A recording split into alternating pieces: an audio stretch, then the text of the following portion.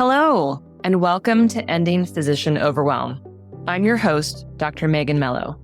I'm a family and obesity medicine physician, as well as a certified life coach for physicians.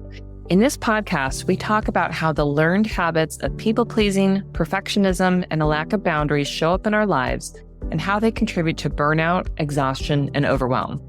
The healthcare system is broken, my friends, but let's not wait for it to be fixed in order to feel better.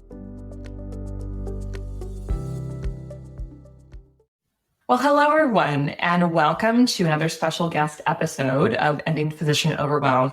Today, I am absolutely thrilled to be able to share with you my business coach and mentor, affectionately known as Dr. Nneka Unachukwu. And she's going to share a little bit about her story in the physician space and what she does now. Dr. Nneka, thank you so much for being here and welcome to the show. I am so excited and really so honored to be on the show. I think this will be a very fun conversation. And you know that I love what you do. I'm so grateful you do what you do for physicians. We really do need all hands on deck. So I'm excited to be here. Yeah. I think you and I share a deep love of doctors. That comes out very clearly, and we serve them in different ways, but it's really exciting when we get to come and share and chat and see all the good work that's being done. So for anyone who's out there listening and doesn't know about all your amazing work, please share with the audience who you are and what you do.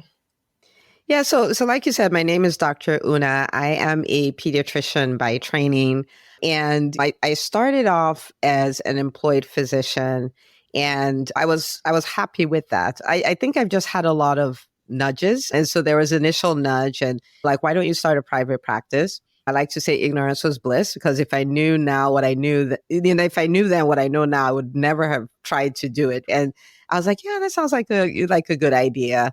And I asked a few questions. I started a private practice, scariest thing I ever did, but best thing I ever did, because in the process of doing that, I realized that as physicians, we can really thrive as entrepreneurs once we understand that we may suck at it, but that's just because we haven't learned how to do it. So I learned from Brian Tracy that all business skills are learnable. And I started learning that and really thrived as the CEO of my private practice for the last 14 years.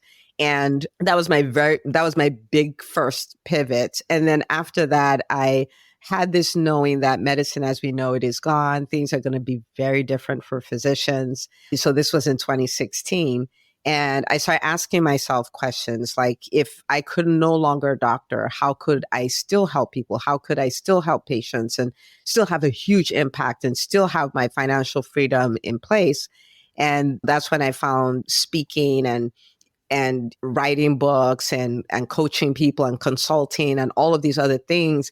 And I just turned around and said, okay, this is not something I need to do alone, because it's going to be ugly for the entire physician community. So that's when EntreMD was born. And it was really around, let me help doctors. My BHAG, my big, hairy, audacious goal is to help 100,000 doctors figure out how to build profitable businesses so that they have the freedom, right? It doesn't really matter what is happening in the healthcare space. We're still in control. We have the freedom to live life and practice medicine on their terms. So I've done that for the last 5 years, podcasts, books, the EntreMD Business School, live events, all of that, but all really just to support doctors like you do. Because yes, there are many things going on, but this is our time. And that's the truth.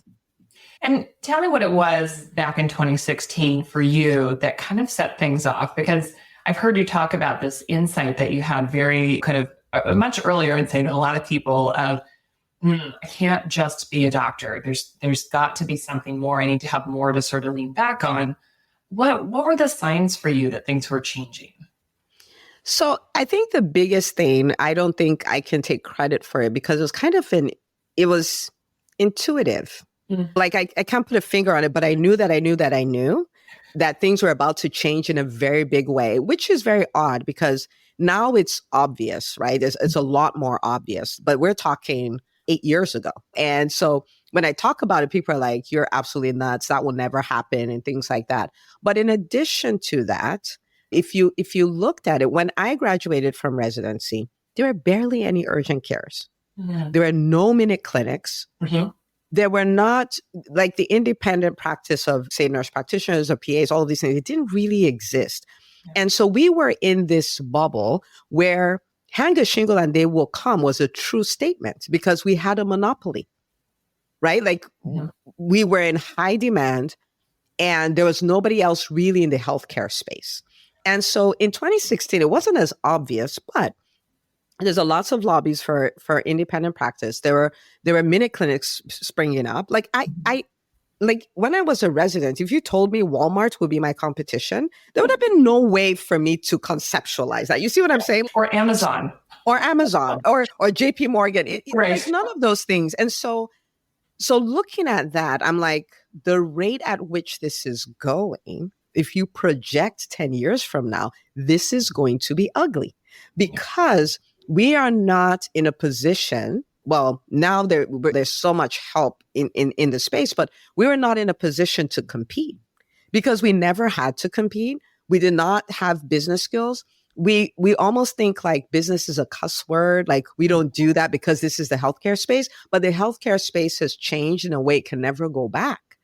And so I'm like, if anybody needs to be equipped to compete in this space, it's us. I mean, it's called a doctor-patient relationship. You know what I mean? Like we need to be able to secure that. And so that was something that kind of validated my intuition, if you will. But the thing that drove me to evolve as much as I did was just a knowing, like you cannot afford to be this person who has this skill and you're depending on somebody else taking care of your career and the outcome of your life and all of that stuff and your financial freedom. Like it's too expensive. You cannot afford it. So yeah. Yeah. And certainly you and I trained around the same time and very much the ethos was, you're going to go get a job. There wasn't this push into private practice, but yes, and it was also quite different in the landscape. I think about the parallels with that and sort of the physician wellness space. I remember in kind of 2014, 15, 16, going to these conferences about physician wellness and the push was yoga. And of course, these things are still chatted up, but the physician struggles are so much deeper than simply slapping some yoga around. And similarly, learning business skills, we're not just going to read a book and magically know what to do. We have to be prepared to suck at it. And I'm curious your experience and perspective on that more, because in my experience, we hate sucking at things.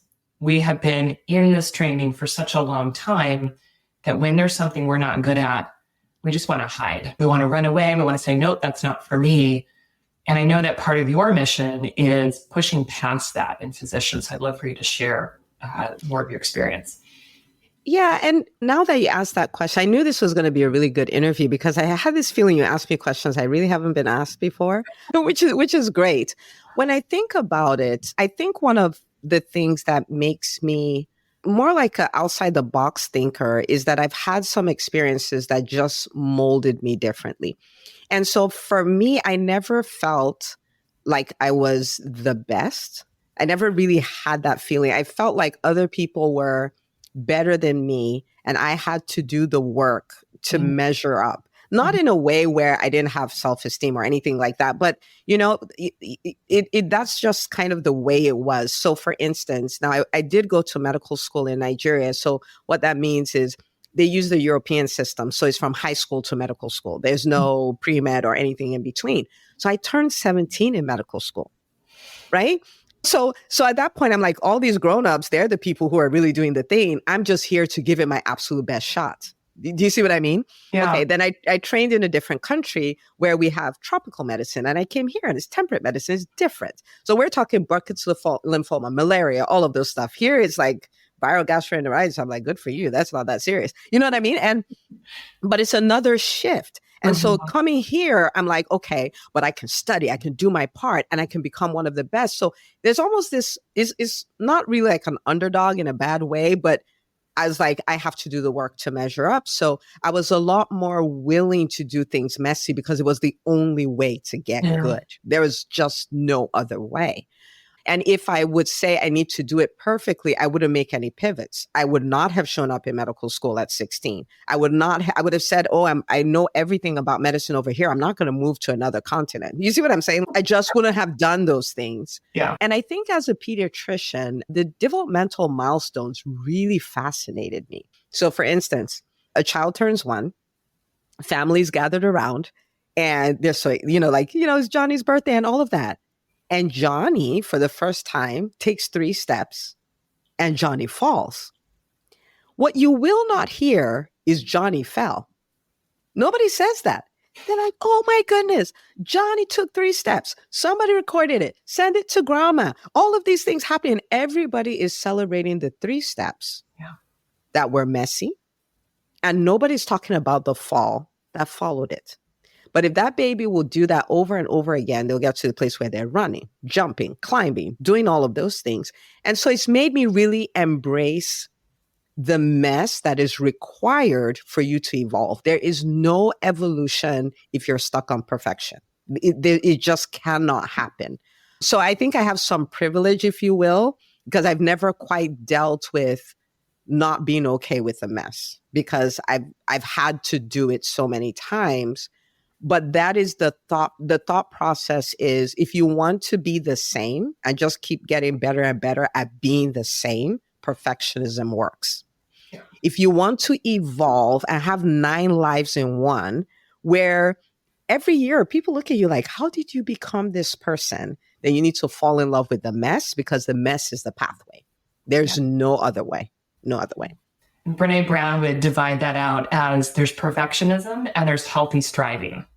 And it's common in my community where we're talking about like overcoming perfectionism, that people just have this black and white notion of, well, either I'm in my perfectionist mind, right? Or I'm lazy. I suck. I'm terrible at this thing.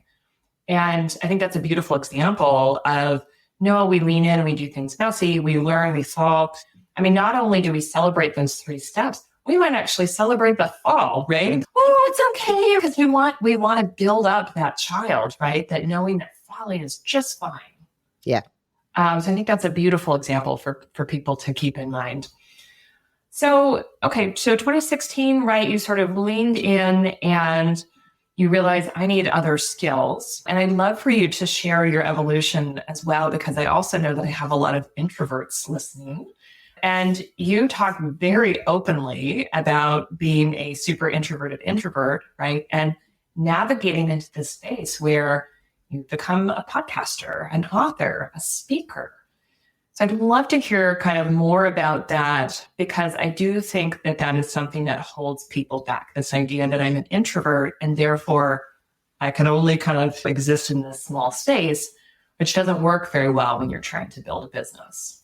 Yeah, it absolutely 1000% does not work, like at all. It doesn't work. They will not come. They will not come. I've done that. I took one. What I say is, I took one for the team. Don't do it. Okay, it does not work. So when I started my private practice, as you alluded to, I was painfully shy, introverted introvert. And again, my philosophy was, I'm a great physician. I have great bedside manner. I have, people will just come. Yeah. Now, years before our time, that would have been true, right? Like people would come, but that time doesn't exist. Okay, here's a pediatrician close to me. That's where we're going to bring our kids. But that time doesn't exist anymore, because there are now so many players in the space that is just gone. And so I think one of the gifts I have is that I was terrified of putting myself out there, learning the business skills, doing any of those things, like mortified. But I am more scared of living out my life and not becoming who I could have been. I am more terrified of that. And not terrified in a bad, holding my breath kind of way, but I'm more afraid of that than putting myself out there and what may happen with that. And so when I think about it, I hang out with my 90-year-old self on a regular basis. And I did the exercise. I learned it from Brian Tracy as well, where I sat and I said, okay, it's not, people say, what will be read at your funeral? And I'm a very visual person. I was like, I can't walk around with that visual. We're going to need to find something happier. So I picked my birthday, my 90th birthday. And I imagine being around my kids, being around my grandkids, my husband, maybe all the doctors I'm impacted, the mentees I've had over the years and all of that. And I've thought about, what do I want them to say? Yeah. And I'm writing all these things down. But when you do that exercise, the first thing that dawns on you is, if I want to say that, I best get to work, because it immediately dawns on you that you are not setting the stage for that to happen at all. Right. And so exercises like that kind of gave me the guts to face what was scary in front of me, because the things required to build a dominant business, a profitable business, and all of that, you're talking things like speaking, networking, asking for referrals, asking for people to work with you, asking for reviews, asking for people to continue to work with you, looking at profit and loss statements. Like, there are these things, there are none of them that I like zero, not a single one. But then there's no way forward without going through them. Okay. Now you would think, oh yeah, so that makes sense. So now the fear is gone. No, the fear never went away.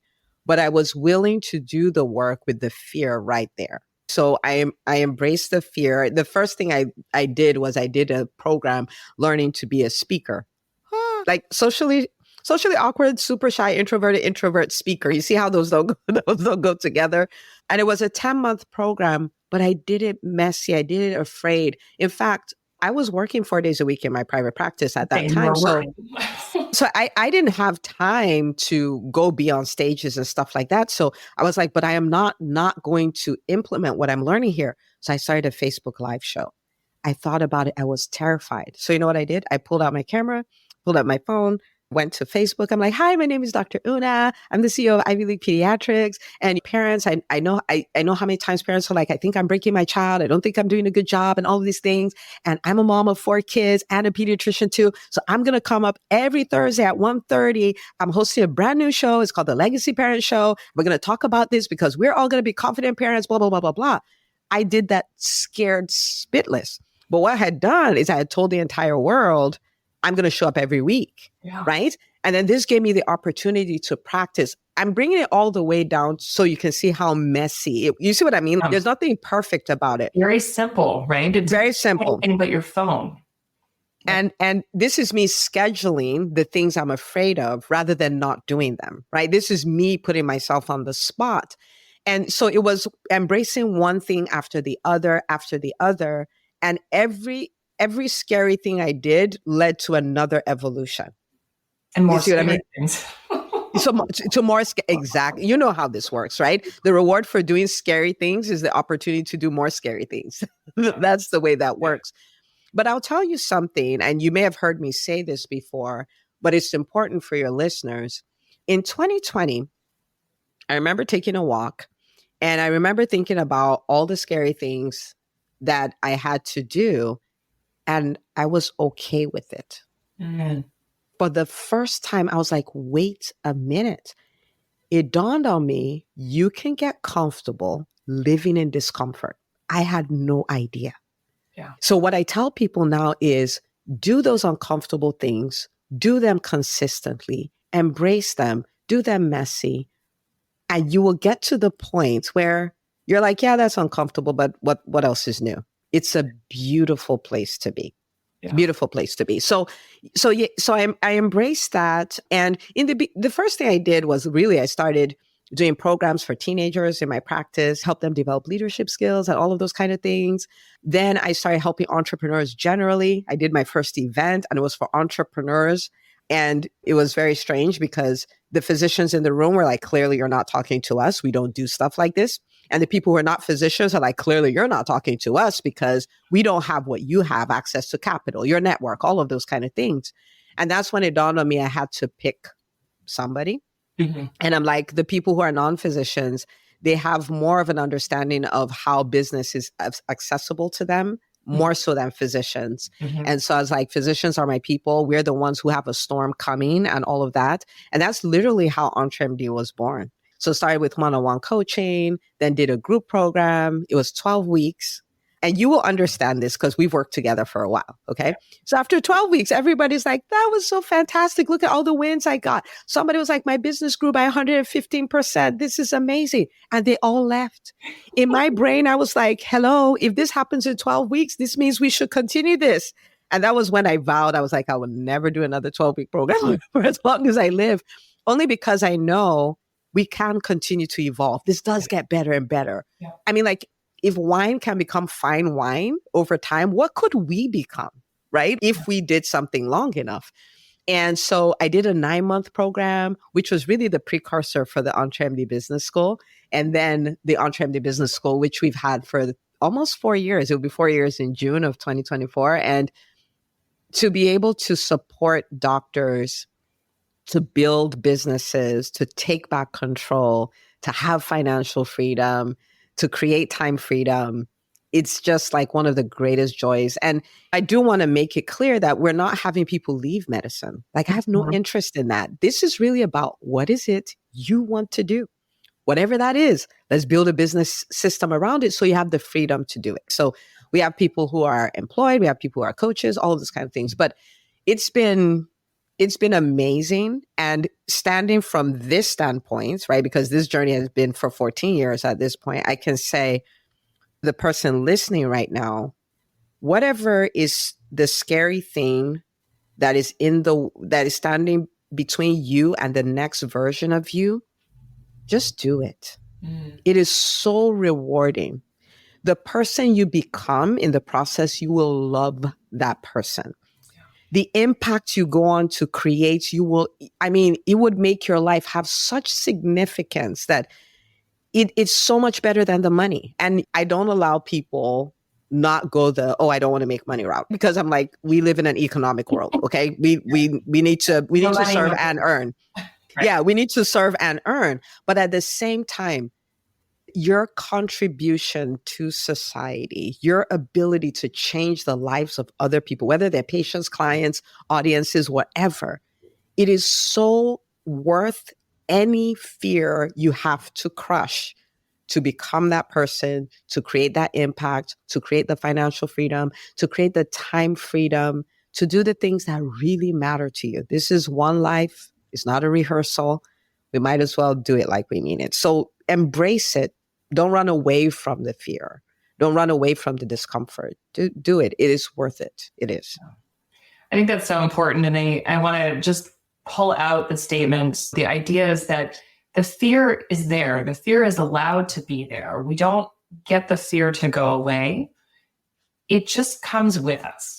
And we don't let it stop us from doing the things that we want to do. Because I think that's obviously a very breaking point for a lot of people. Like, oh no, I just couldn't do that. That's too scary.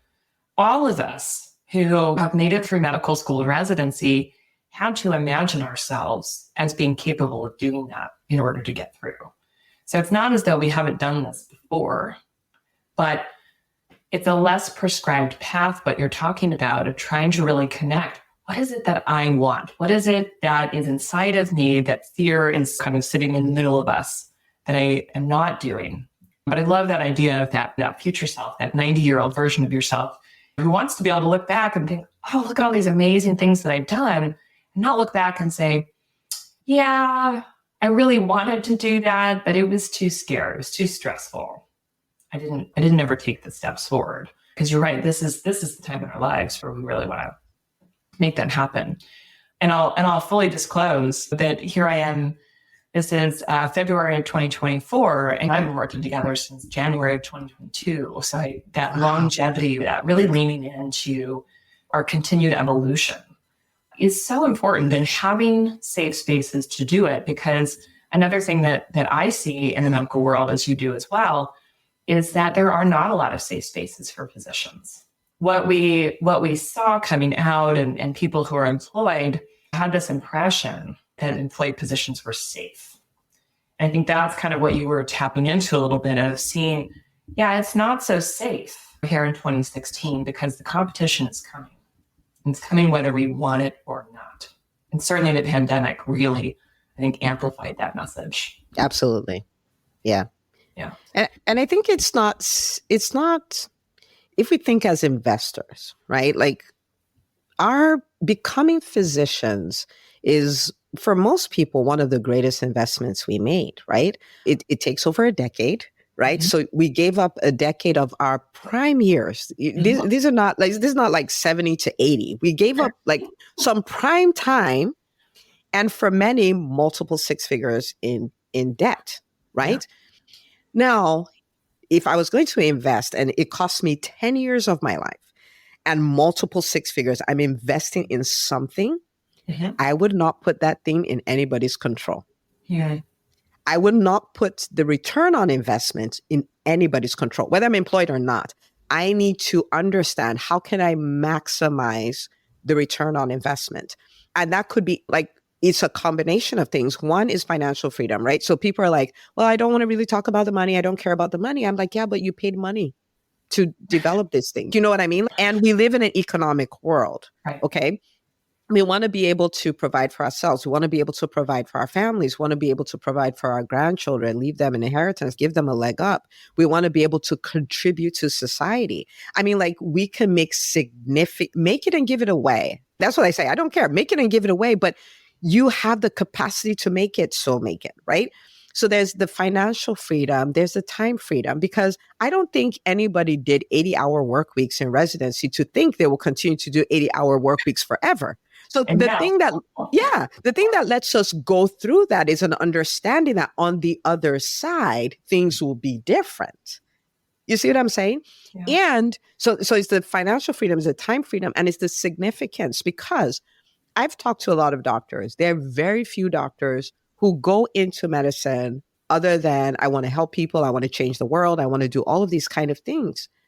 But somehow the process of becoming a doctor beats it out of us. Mhm. And we lose that dream. I want to change. Like, somebody saw a disease condition that wasn't properly handled and all of that. They come out and they're like, I want to change this for all kinds of people who are dealing with this, or all kinds of children who are, and we lost it. Mhm. Well, entrepreneurship lets you find it. And because you can build a system around it, you can do it. And so I'm of the opinion that it doesn't make sense to make that level of investment and just say, my job will take care of me. Society will take care of me. Like, that was kind of sort of true back in the day, but there's no truth to it whatsoever now. And I'm an optimist, but I will tell you, things are going to get uglier before they get better. Yeah. And so the work I do, the work you do, this is, okay, docs, this is how we put on our oxygen mask. And by the time we have enough of us with our oxygen masks on, we can then go after the system and fix the system. But if we are in this broken state, we cannot do anything about the system at all. Yeah. Well, that's a perfect segue into sort of talking about boundaries as well, because that's also a lot of things that we talk about here. And I'm curious to know sort of more, when you are seeing physicians who are making some kind of transition, perhaps opening a business, what are the struggles that you see with them and boundaries that you try and help people work on? Yeah, that's a big one. And it's one that if we don't address it, especially as entrepreneurs, you will go from one burnout situation to a burnout situation you created by your own self. I've done that. No employer needed. No employer needed. Like, burnout, I got this, right? So when I first started my private practice, I didn't, I think I had some privilege again. And that's because I had been in situations working in a nonprofit where I was surrounded by people. So I had to learn those boundaries the hard way. And so for doctors, the way it looks is this. You would have heard doctors who say, oh, come to my practice. You can call us 24/7. And I'm like, why would you say that? You don't want anybody to call you 24/7. I mean, like, if 20 patients took you up on that, you will die a slow and early death. And so the question becomes, it's a new way of thinking. How can I have protected time as a physician and give my patients what they need? Right? So things like, call me anytime, you will never hear that from my mouth, ever. Because I need the boundary. This is when I work. This is when I'm available for emergencies. But this is like 9 to 5 is when I'm available for anything. So communicating that, changing the way we communicate, like we need to give up this 24/7 access thing. It's not true. We can't, like you actually cannot do that. And so with a job, that's bad, but with your own business, that's awful because you have multiple hats. You're the quote unquote technician, you're the physician doing the thing, then you're managing the team, then you're the CEO, making sure the business is working. Like you cannot do that. So there's boundaries with patients, and that does not mean you're abandoning them. That does not mean you're not there. It's just doing it in a way that's sustainable. Yeah. If I have people calling me at 2 a.m. for a rash that has been there for 2 weeks, how am I going to see them at 8 o'clock in the morning? Do you see what I'm saying? Like, for me to take care of you. Happens, right? That's our lived experience. And we come to think of it as normal. It's not normal. Not normal. It's not normal. And we need to change that. And you might say, but I want to be there for the thing is, if you need to stop practicing medicine because you got to a point where you couldn't take it anymore, they don't have the person who will see them in the office or the person who will fix the rash at 2 o'clock in the morning. So how about we get rid of the rash? You see what I'm saying? So sometimes it feels bad, but we need to build those boundaries. That's one. The second thing is really boundaries around our personal life. Now, especially if you're starting a business or you're growing a business or whatever, there is a word you need to fall in love with, and it's no. And it's a word, and it's a full sentence. So I'll paint the picture of when I started my business. My husband and I, we started the business, we started the practice. At the same time, we had just moved our church, which we both co-pastor, which means there's no weekends. Thank God it's Friday doesn't mean anything because I work weekends, right? Okay. And then I had 2 children under the age of 2. So I had a 23-month-old and a 4-month-old, right? Yeah. Yes doesn't work in that scenario. Right? Because when I became an entrepreneur, again, I went from just being a pediatrician to a pediatrician, a manager, and a CEO. I took 3 jobs. Okay. And I was working part-time in the urgent care, so I wouldn't have to take any ginormous loan. I self-funded my private practice. So when somebody says, it's my birthday party and I want you to come, and I can't go, I say no. If it's my mom, yes, okay, sure. But even with that, I can be there for the time I can be there because I have all these other things going on. And so I had to be okay with not being everything to everyone at all times. And I'm okay saying no.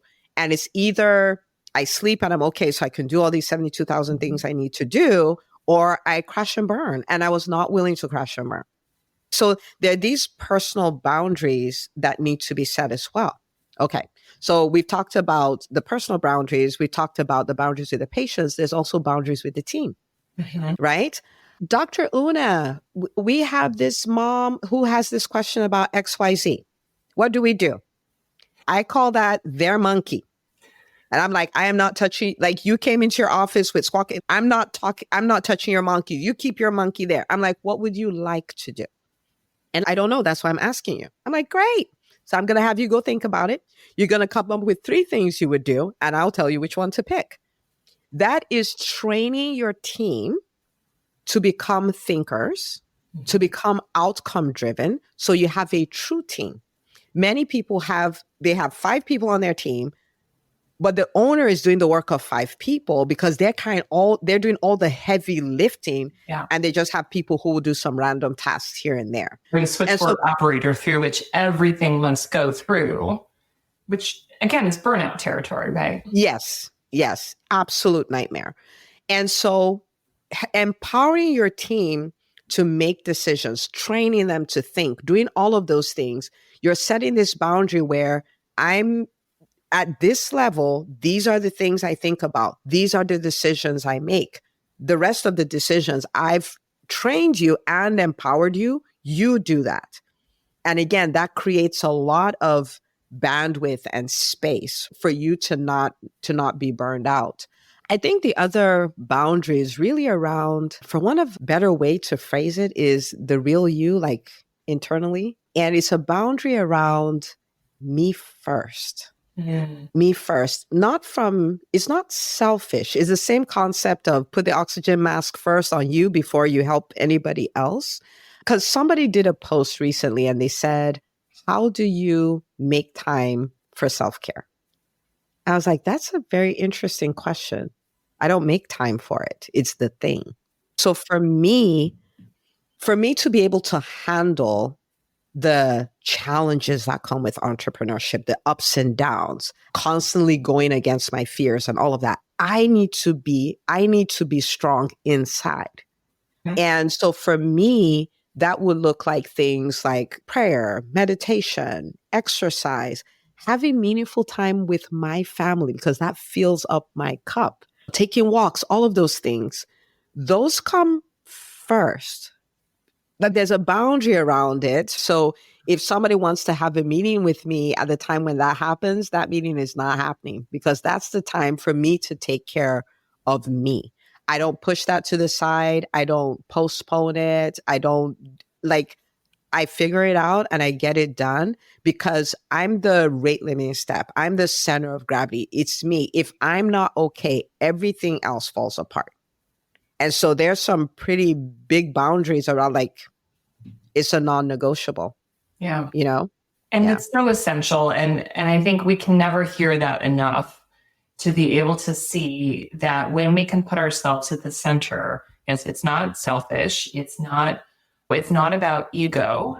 It's really about us performing well, having a good life, and being able to do whatever it is that we love to do, but not to the exclusion of everything else that we are, right? Yeah. If we have kids, if we have family, if we have hobbies, if we have those things, have to be still central to us in order to really thrive, and everything else can come around the sides. It's so contrary to what so many physicians, it's contrary to how we've been trained, right? Where Correct. Patient comes first, the service comes first. Everything is about the work. Look at where that's gotten us. Yeah. And the truth of the matter is, you don't have the capacity to chase down a vision and make it a reality if you're not okay. Yeah. You don't have the capacity to weather the inevitable storms if you're not okay. Now, in my world, like in the business world, I have watched unbelievable, someone running a multi-7-figure business is just, I can't take it anymore, and shuts it down. Shuts it down and walks away. And a lot of times it's the inner, is just not there anymore. And so we have been sold this thing of patients first, everybody comes first. They're high up, they're priorities, but they're not first. There are physicians who got burned out and said, that's it, I'm not doing this anymore. Mm-hmm. So is the patient still first? The patient lost because the person was not okay inside. Do you see what I'm saying? And so the best thing we can do for our patients, for our team, for our family, for the vision, for our 90-year-old selves, is to make sure we are okay. It's one of those things that are important but not urgent. You know what I mean? So if you don't take the time to check in with yourself, if you don't take the time to journal or have a gratitude practice or meditate or pray or do all of these things, if you miss it for 5 days, nothing terrible is going to happen. If you miss it for a month, nothing terrible is going to happen. But if we don't take care of things that are important but not urgent, they become urgent. They become emergencies. They become big problems. Yeah. And so I say, treat it like, if you're someone who takes a shower every day, just treat it like a shower. Like, this is like, you know what I mean? Just take your shower, take your internal shower. I brush my teeth, I do my journaling. It all just flows. Yeah. Well, talk to us a little bit about the work that you do within the business school, because obviously I've heard you say many times, and I'm experiencing it up close, that is your sort of professional love and the sort of big baby that you created. But tell us a little bit about what that looks like and how you serve physicians. Yeah, so the EntreMD Business School, it's a really magical place. And Yeah, I when I started working on it to create it, my dream was to build a place where doctors could get the business education we never got, but we get it in a way where it's not like going after another degree and another 2 years and the grass and all the like I don't want that. I didn't want that. But you learn the proven timeless strategies that make businesses work, period. And so in this way, you become this person who can go on to be an entrepreneur, serial entrepreneur, build 6, 7, multi 7-figure businesses, all of that. You understand how to do that. Now, the second piece is I wanted doctors to be able to do that in a way that is no longer self-sacrificing, where you're doing this and you have more time and you have better relationships and your health is better because you are no longer giving up those things to get the dream, which is what we did on our path to become doctors. But at this point, we've done this for so long, right? Like how much longer are we going to postpone this thing for? And so you hear me say it where we're building our dream businesses and our dream lives concurrently. And you've been there. And so you'll see that people are like, my goodness, I have the best relationship with my spouse now. My relationship with my kids are better. I have more time to spend with them. We were able to do a vacation once a quarter. People will say at our in-person events, people walk up to me and say, EntreMD Business School has changed my business. But the biggest thing it's done is made my marriage better. And like statements like that. Someone said, I was in therapy for 3.5 years. I've been in EBS for 1 year, did more for me. Yeah. It's about the life. Like we can build lives that we love. As physicians, we can have that, right? So we have the business is profitable, is creating the financial freedom, is allowing us have a lot of impact. But at the same time, we're building our dream lives. And I think the third piece is really being in a community that is really an alternate reality. Yes. So when I'm in Facebook groups, in physician Facebook groups, it's a lot of hopelessness. And there are reasons for it. So I'm not saying like they're legit reasons for it. Whiny or unfounded. People are hurting. It's real. Yes. Yeah. So it's a lot of hopelessness. It's a lot of pain. It's a lot of frustration. It's a lot of being stuck. There's no way out of this. It's hating the profession almost and all of those things. But we can control our destinies and we can have a different experience. And so if you can imagine the exact opposite of that, that's what we have in the business school, where in another group, people are like, oh, I got terminated. And people are like, oh, in the EntreMD business school, I got terminated. Yes, now you can finally go start that business that you've always wanted to start. Let's go. You were building the business before the business. And the thing is, it's not just rah, because there are many people who've been terminated. Yeah. They went on, they started businesses are thriving, and they are saying that being terminated was the best thing that ever happened to me, right? And so you see doctors willing to talk about, this is my business. We crossed 100,000, 500,000, 1 million, 3 million in revenue. So vulnerable to share. Yes. It is a place where it's safe to come and say, I am struggling in my business. I haven't been able to sleep. This is going on. And people will come out from everywhere to support. It's a safe space to share the wins, the trials, the beautiful things that are happening. At the lowest of valleys, understand that people will come out and support you. Everybody needs a community like that, right? And then you have access to all kinds of people in all kinds of different businesses, all kinds of stages, and they have all kinds of experiences, all kinds of connections.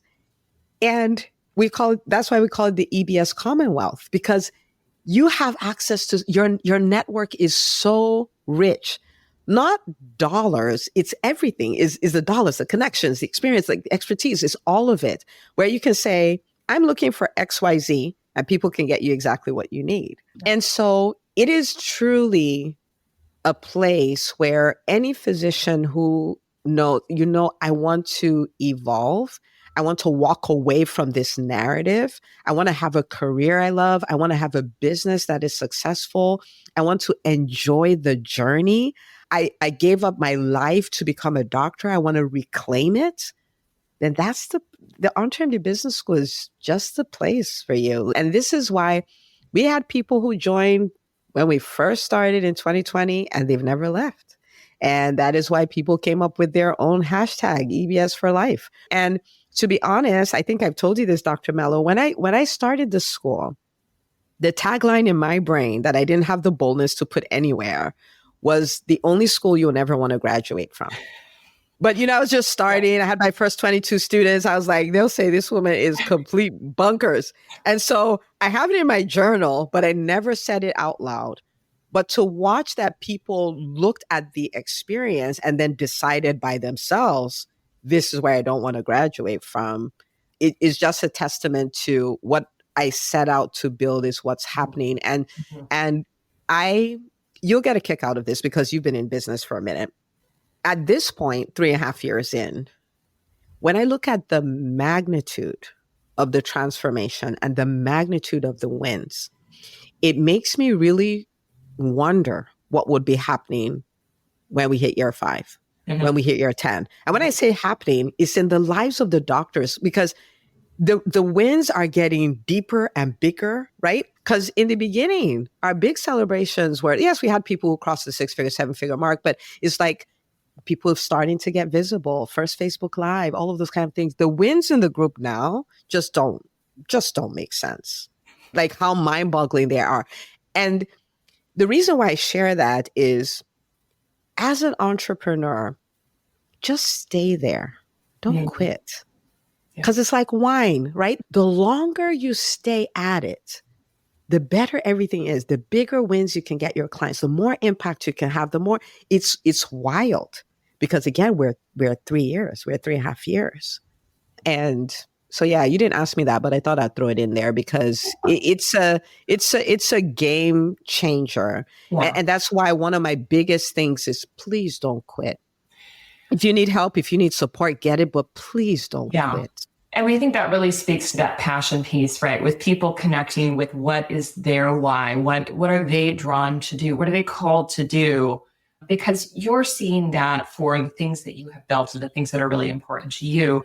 I'm in a phase where, I'm seeing that for my coaching clients. I'm seeing that for my patients that I'm doing weight management for, seeing that in these pockets that I really engage with and love. And that isn't to say that there hasn't been hardship or doubt or fear or any of those things. But when we engage with that thing that we're really passionate about and we stick with it through the hard, right, then we get to see the blossom, the impact that we all have wanted to have, right, no matter what we're doing. Yeah. And I've loved watching you do what you do. What you do is such a gift. Like really, it's such a gift to the physician community, really. Yeah. Okay, well, that filled my cup. So there's someone out there who's listening, who's struggling, who is sitting in that place and they can see the fear sitting between them and their goals. What is it that you want them to know? If there's anything left that you haven't shared, because I do have a lot of people that listen and they know that there's something else out there for them. They might even know what it is, but that fear is very real. What do you want them to know? So I used to think that if I learned enough, grew enough, the fear would go away. So I spent my time waiting for the fear to go away. Okay. Now, when I was probably about 10 years as an entrepreneur, this is a whole decade. I remember sitting and I said, you know what? It is still here. There is nothing I have done that has made this go away. Mm-hmm. So I started thinking, I was like, okay, when I wanted to get into med school, the fear was there. Mm-hmm. Then I got into med school, the fear was there. Then it was time to get into residency, the fear was there.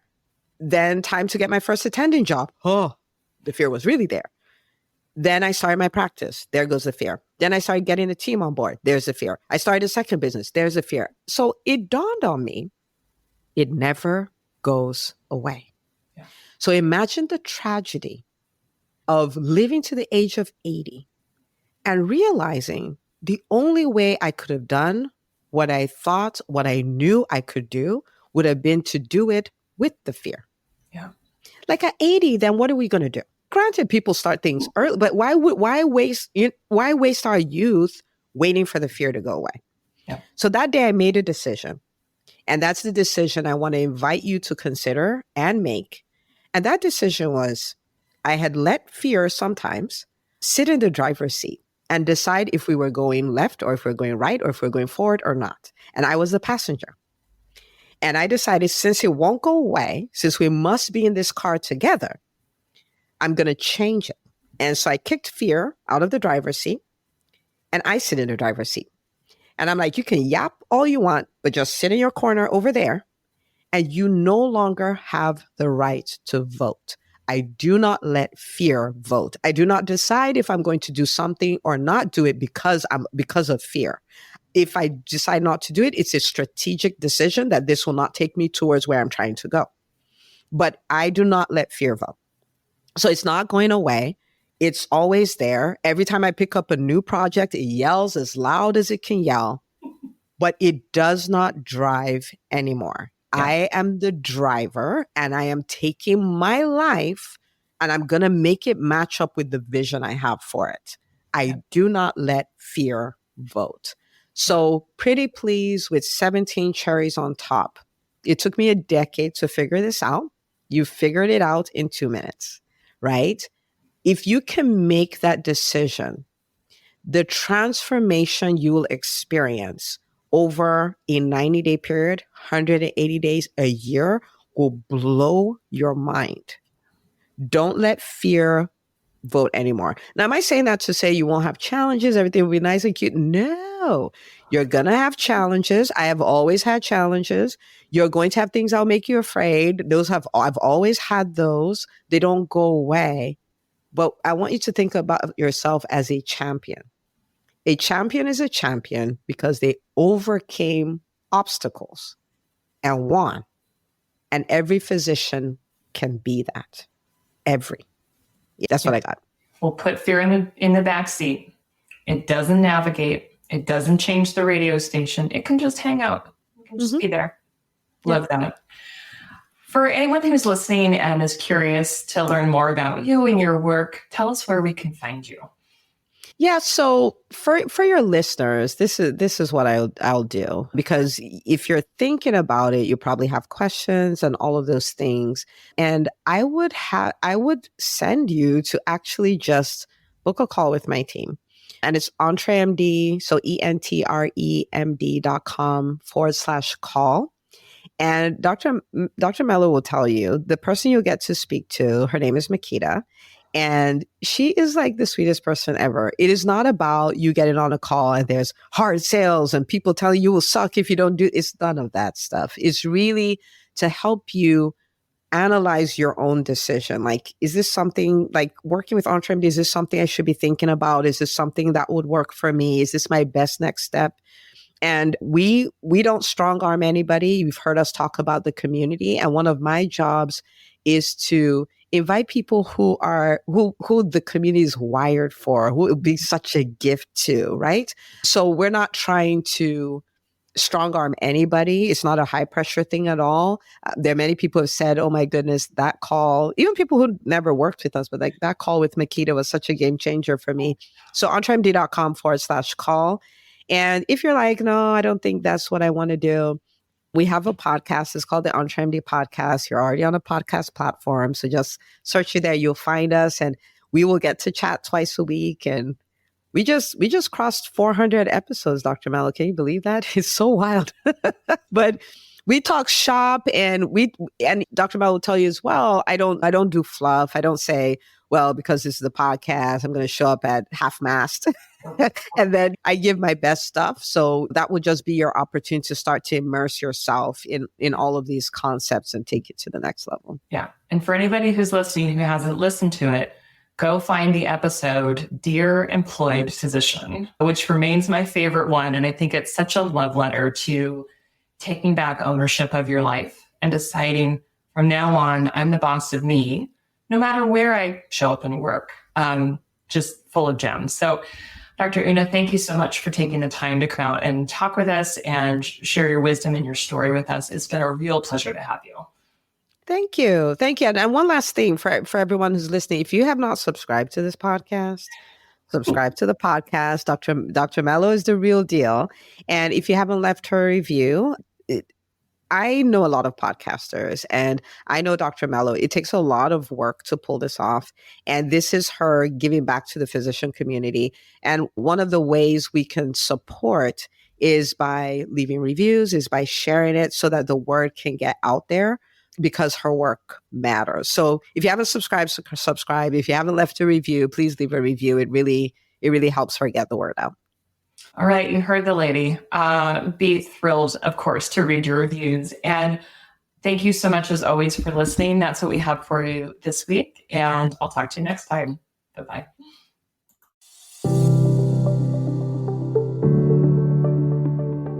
Well, that's our show for today. Thank you, as always, for listening. To learn more about my coaching programs, head to www.healthierforgood.com. And if you love this podcast, please drop us a review on iTunes or support the show by clicking the link in the show notes. Until next time, take care.